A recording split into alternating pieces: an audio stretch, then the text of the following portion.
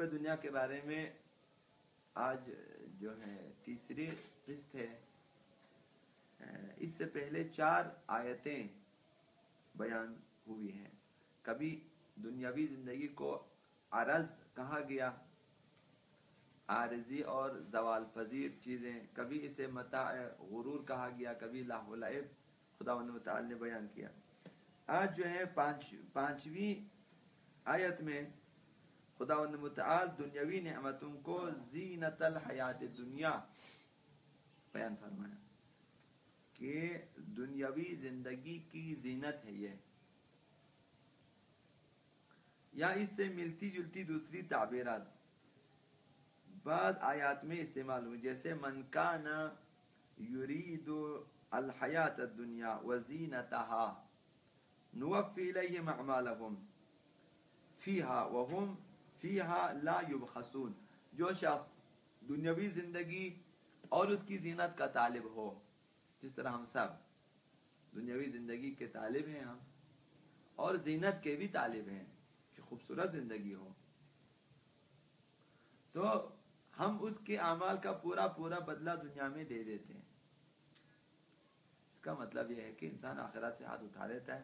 خدا جو کچھ دینا اسی دنیا میں دیں، آخرت کو بعد میں دیکھیں گے.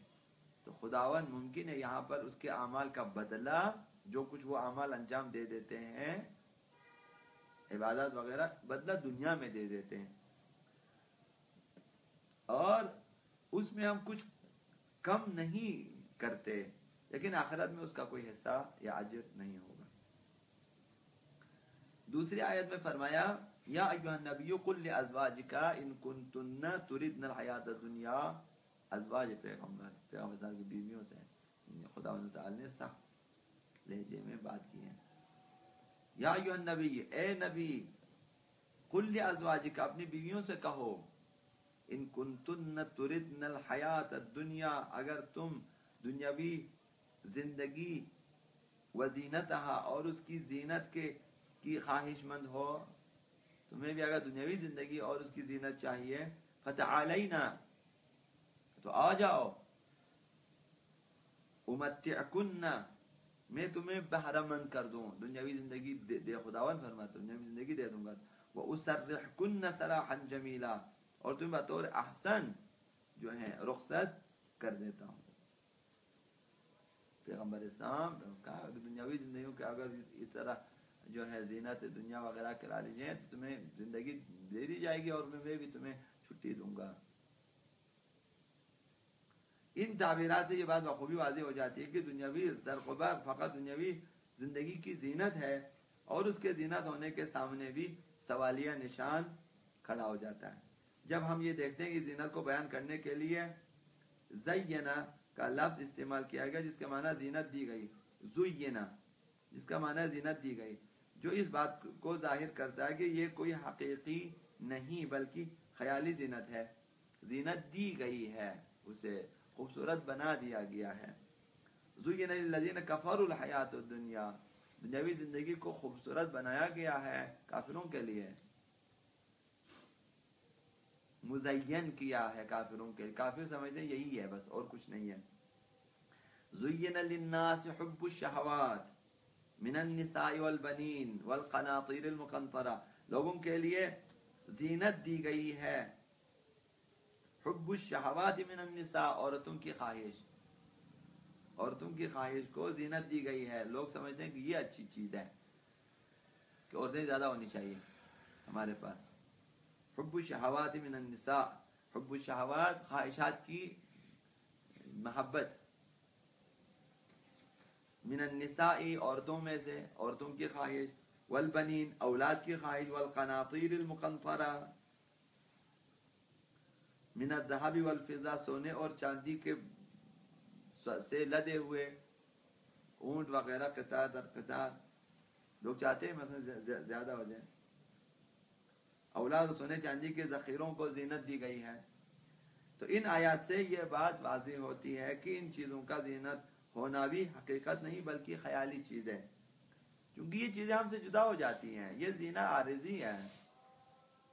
آپ خود دیکھیں سونے کے مثلا یہ جو کمرہ ہے، یہ جو ہال ہے، یہ سونے سے بھر جائے اور آپ بیچ میں بیٹھے ہوں، تمام سونا آپ کا ہو، دیکھیں یہ جو مثلا لوگ دیکھیں گے کہ ماشاءاللہ کیا اس کے پاس ہے، لیکن اس کی یہ زینت کس قدر عارضی ہے، خود اس کی ذات کے لیے کوئی فائدہ نہیں ہے. آپ سونے کے اوپر بیٹھے سو جائیں، کھڑے ہو جائیں، یہ زینت عارضی ہے، آپ کو اس کا کوئی خاص فائدہ نہیں ہے. یہاں ایک سوال ابھرتا ہے کہ اللہ تعالیٰ نے امور کو کیوں زینت دی؟ اس کا جواب یہ ہے کہ ان کا مصداق انسانوں کی آزمائش اور تربیت ہے. خداوند انسان کو مثلا خلق حلوعا، انسان کو لالچی مثلا پیدا کیا ہے، انسان کو پیدا کیا گیا ہے، جزا فضا کرتا ہے، لالچ کرتا ہے. یہ تمام چیزیں جو انسان کے اندر خداوند متعال نے رکھا ہے، یہ امتحان کے لیے. اس لیے کہ جب انسان ان دلکش چیزوں کو جو عام طور پر گناہوں سے آلودہ ہوتے ہیں اللہ کی خاطر ترک کرتا ہے تو اس کے اندر تقویٰ اور ایمان کا شجر بارآور ہونے لگتا ہے. یہ چیز اگر ہمیں پسند نہ ہو اور ہم چھوڑ دیں تو اس میں کمال نہیں ہے. کمال یہ ہے کہ یہ چیزیں بہت پسندیدہ میرے لیے، لیکن میں خداوند متعال کی رضا کے لیے اور اپنی اخروی حیات کے لیے چھوڑ دیتا ہوں، تو اس میں کمال ہے. لہذا زینت دی گئی تاکہ دلکش ہو، دل فریب ہو ہمارے لیے، اور ہم خداوند متعال کو ترجیح دیں، رضایت خداوند متعال کو ترجیح دیں اور دیکھ کر انہیں چھوڑ دیں. تو یہ بارزش ہے. تو لہذا ان چیزوں کو زینت دی گئی ہے اور واقعاً حقیقی نہیں ہے.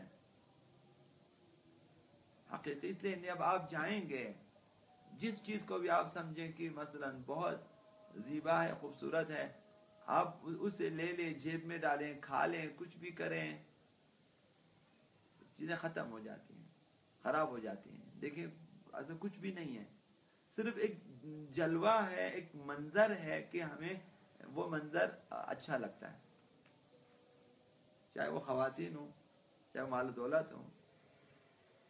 ظاہراً ایک احساس ہوتا ہے، ورنہ ان میں کچھ نہیں ہے. انسان کی زندگی کو بچانے کے لیے کچھ بھی نہیں ہے. انسان کی زندگی کسی اور کے ہاتھ میں ہے، ان کے ہاتھ میں نہیں ہے. یہ چیزیں ظاہراً دل فریب ہیں، دلکش ہیں. بہرحال انسان کھینچتا چلا جاتا ہے ان کی طرف. تو اللہ کی خاطر جو لوگ ان چیزوں کو ترک کر دیتا ہے، یا حرام سمجھ کے ترک کر دیتا ہے، یا جو ہے خدا کی راہ میں انفاق کے عنوان سے چھوڑ دیتا ہے، تو یہ جو ہے انسان کے اندر تقویٰ اور ایمان کے شجر کو برآور کر دیتا ہے. ورنہ غیر دلکش چیزوں کا ترک کرنا کوئی کمال نہیں ہے. یہ چیز مجھے پسند نہیں ہے، تم کھا لو. مثلا کسی کو بینگن پسند نہیں ہے، آپ منوں کے حساب سے بھی آپ کہیں جاؤ نہیں کھانا ہے، تو آپ دے دیں گے، بخوشی دے دیں گے، کیونکہ پسند نہیں ہے. تو اس میں کمال نہیں ہے. زیادہ بہتر الفاظ میں اس طرح ہم کہہ سکتے ہیں کہ انسان کے اندر کی سرکش حیوانی خواہشات ان مادی اور گناہ آلود امور کو اس کی نظر میں زینت دے دیتی ہے. بنابراین ان چیزوں کا دلکش اور جاذب ہونا ہمارے اندر کی دنیا سے تعلق رکھتا ہے. اگر اس زینت کو اللہ کی طرف نسبت دی گئی ہے تو اس کی وجہ یہ ہے کہ ان خواہشات کے اندر یہ اثر اور رجحان اللہ تعالیٰ نے رکھا ہے. اگر بعض آیات میں اسے شیطان کی طرف نسبت دی گئی ہے، جیسا کہ خدا تعالیٰ نے فرمایا کہ وَزَيَّنَ لَهُمُ الشَّيْطَانُ أَعْمَالَهُمْ، شیطان انہیں زینت دے دیتا ہے. تو اس کی وجہ یہ ہے کہ ایک لحاظ سے یہ تزیین اللہ کا کام ہے، اس لیے کہ ہر چیز کا اثر اس کا دیا ہوا ہے. دوسرے لحاظ سے یہ کہ یہ ہماری خواہشات نفسانی کا کام، اور تیسرے لحاظ سے یہ شیطان کا کام ہے. تو اصل محرک کون ہے؟ خدا متعال، جس نے ہر چیز کو جو جس طرح سے زینت دیا خدا متعال نے دیا ہے. تو حرام میں بھی اگر کشش ہے تو یہ کشش بھی خدا کی طرف سے، یہ اثر خدا کی طرف سے ہے. حرام میں بھی اگر کشش ہے، دلچسپی ہے، خدا کی طرف سے ہر چیز میں. اب ایک طرف شیطان اسے زینت دے کر خوبصورت بنا کر پیش کرتا ہے، شیطان دوسرے نمبر پہ آ کے دستکاری کرتا ہے. یہی چیزیں جنہیں خدا متعال نے زینت ان میں رکھی ہوئی ہے، شیطان انہی چیزوں کو استعمال کرتا ہے، وسوسے پیدا کرتا ہے دوسروں کے دلوں میں کہ یہ واقعا خوبصورت ہے، تم آ جاؤ. تو یہ بعض جو ہیں شیطان پھر انہیں زینت دیتا ہے، اور خواہشات نفسانی کی چونکہ وہ بھی ان چیزوں کو پسند کرتا ہے، تو ان چیزوں کی زینت کو کبھی خدا کی طرف جو کہ وہ حقیقی ہے، کبھی نفس کی طرف، کبھی شیطان کی طرف ان کی نسبت ہوتی ہے۔ تو یہ دونوں نسبتیں عارضی ہیں، اور جو ہے دوسرے لحاظ سے ہے کہ یہ خواہشات نفسانی چونکہ طلب کرتی ہے ان چیزوں کو، اس وجہ سے شیطان ان چیزوں کو خوبصورت کر کے انسان کو گمراہ کرنے کی کوشش کرتا ہے، اس وجہ سے کبھی زینت کو شیطان کی طرف نسبت دی گئی ہے، کبھی انسان کی خواہشات کی طرف، کبھی خدا کی طرف۔ بہرحال یہ بات واضح ہو جاتی ہے کہ حب دنیا اگر حد سے بڑھ جائے تو انسان کو اللہ سے دور کر دیتی ہے۔ حد سے بڑھنے کا مطلب کیا ہوگی؟ حد سے بڑھنے کا یہ مطلب ہے کہ انسان کو صراط مستقیم سے روکے آرام سے۔ اس قدر انسان دنیا میں کھو جائیں کہ انسان آرام آرام سے رشتہ داروں کو بھولنا شروع کر دیں، انسان آرام آرام سے معاشرتی جو روابط ہیں ان کو ختم کر دیں۔ معاشرتی روابط، تجارتی روابط تو ہیں اس کے، وہ فائدے کے لیے ہر کسی رابطہ کرے، لیکن معاشرتی روابط مثلا لین دین ہے، آنا جانا ہے، مثلا احوال گیری ہے، مثلا ولادت وفات وغیرہ کے مثلا مواقع ہیں، اسی طرح مثلا انسان کو صراط مستقیم سے روکے، رشتہ داروں سے کاٹ دیں، قطع رحم ان میں آ جائیں، پھر انسان کو جو ہے خداوند متعال سے اور اس کی عبادت سے دور کر دیں کہ نمازوں پہ نہ پہنچیں، مثلا روزے نہ رکھ سکیں وہ، پھر خمس و زکوٰۃ سے دور کر دیں وہ، لہذا آہستہ تو یہ چیزیں حب دنیا ان حد سے بڑھ جاتی ہیں۔ اگر اسی حد میں ہے کہ وہ عبادت سے بھی غافل نہیں ہے، رشتہ داروں سے اور اپنے احکام سے بھی غافل نہیں ہے، خمس و زکوٰۃ واجبات سے بھی غافل نہیں ہے، تو انشاءاللہ وہ حب دنیا انسان کے لیے گمراہ کن نہیں ہے۔ وہ حب دنیا کی جس میں انسان الہی مقاصد کے لیے جو ہے اور سماجی امور کو جو ہے مستقل رکھنے کے لیے، اپنے خاندان کے لیے، اپنے گھر کے لیے جو ہے دنیا کی دولت کو یا ثروت کو جمع کرنا چاہتا ہے، وہ پھر گناہ نہیں ہے۔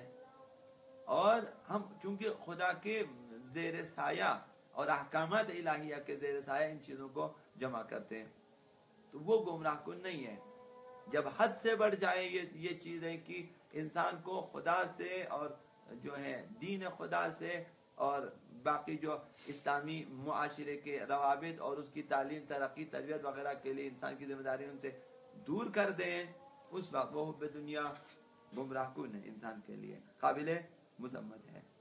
تو انشاءاللہ کل بعض احادیث اس ضمن میں ہم عرض کریں گے کہ دنیا پرستی احادیث کی روشنی میں کیا ہے، تو انشاءاللہ یہ چیزیں پھر واضح ہو جائے گی۔ اچھی دنیا اور بری دنیا ہمارے لیے انشاءاللہ آئندہ واضح ہو جائے گی۔ تو وہ دنیا بعض حوالوں سے اب بری ہے ہمارے لیے جو گمراہ کن ہے۔ ایک دنیا جو انسان کو خدا سے نزدیک تر کر دیتی ہے، وہ دنیا اچھی ہے، پھر وہ مزرعہ آخرت ہے ہمارے لیے۔ پر محمد وعلی محمد صلی اللہ علیہ وسلم۔